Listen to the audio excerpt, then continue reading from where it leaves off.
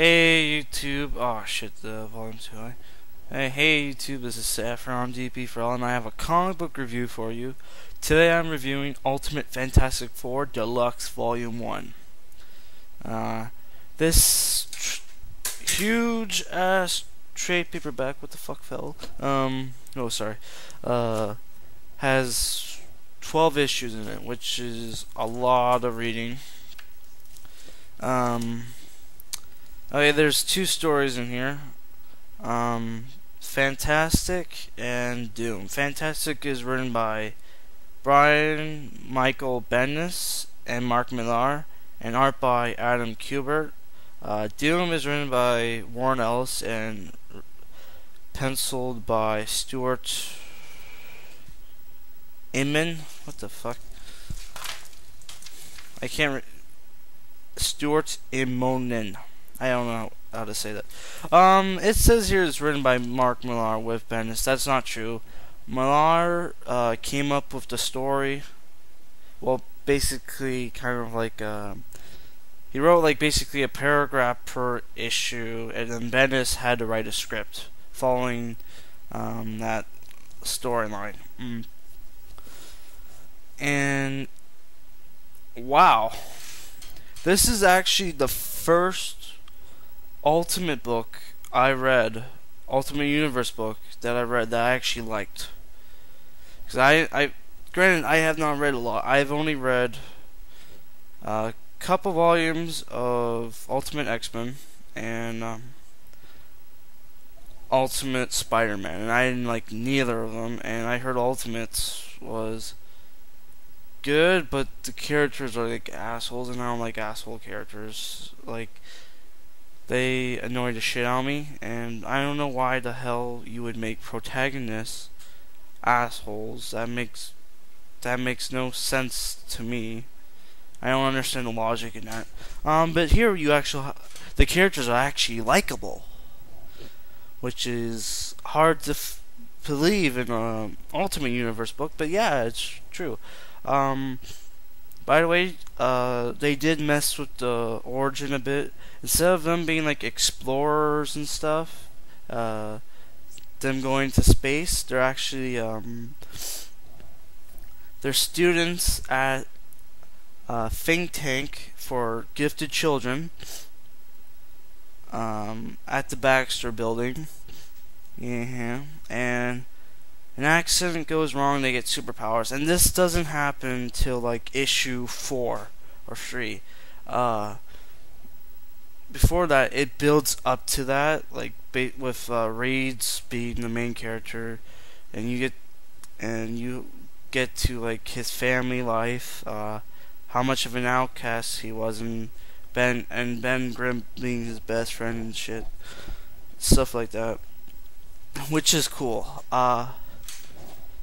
You don't really need to start off with them being the team right away, and it's really cool stuff. They fight a giant monster. These little monster things that look like miniature, looks like the Thing but miniaturized, but look a bit brown, and that may have not been made out of poop, like crap. They don't really establish that. And you have villains like Mole Man and Doom, and that's basically it. And it has a reference to the Ultimates. And this is really cool. And it does. If you're wondering, does it go into the romance with Reed and Sue? It does, but it doesn't go into a lot of that. It doesn't get annoying, you know. But yeah, it's really cool. And what I like about it is there's a lot of cool science stuff, and they actually went all the way to explain how their powers work, you know, which is like really cool. And another thing I love is that when I was reading Ultimate X-Men and Ultimate Spider-Man, it was like they were trying to be like a little bit more like the movies, and that annoyed the shit out of me. That's my opinion, that they were trying to be a little more like the movies.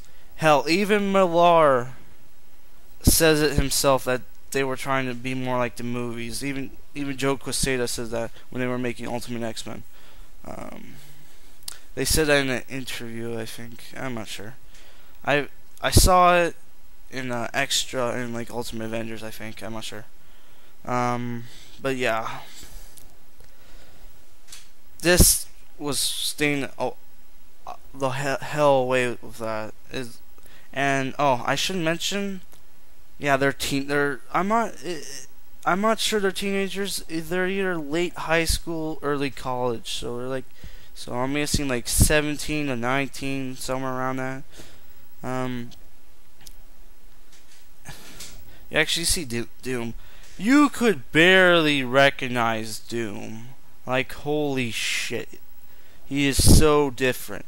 To the point where I don't want to spoil it, but his powers, if you remember Spike from X-Men Evolution, where he can shoot like these rock spikes out of him, Doom kind of has something like that. And the point where I don't know if I like it or not, but it's definitely interesting. It's something new, and new is not necessarily a bad thing, you know. Okay, I'm just gonna give my likes and dislikes. Likes, original story. I guess not. I don't know if that's true or not. It's a original interpretation. It's not going off the old stuff. Likeable characters, which is rare in Ultimate Universe book. Cool pacing, cool science stuff, actual explanations on how the powers work. I already mentioned that. Dislikes, not a lot of action, but that doesn't really cripple it, because you don't really read it for the you don't really read Fantastic Four for the action. You read it for the science fiction. So that's not really dislike. What else? And they're not even called the Fantastic Four. They don't even consider themselves a team, really. They're not even considered superheroes. So that kind of bothered me when the first 12 issues and they're not even a team yet. They're not even superheroes. That did bother me. Like, what the hell is that? But yeah. And it's weird that the one team I don't like, that I don't even want to read in the whole Marvel universe, I read in the Ultimate Universe and I actually like it. That is, then again, Mark Millar didn't write it. Well, he wrote the story. The thing about Mark Millar, he comes with great story ideas, but when he executes it, sometimes it's either hit or miss. And don't make me come up with examples.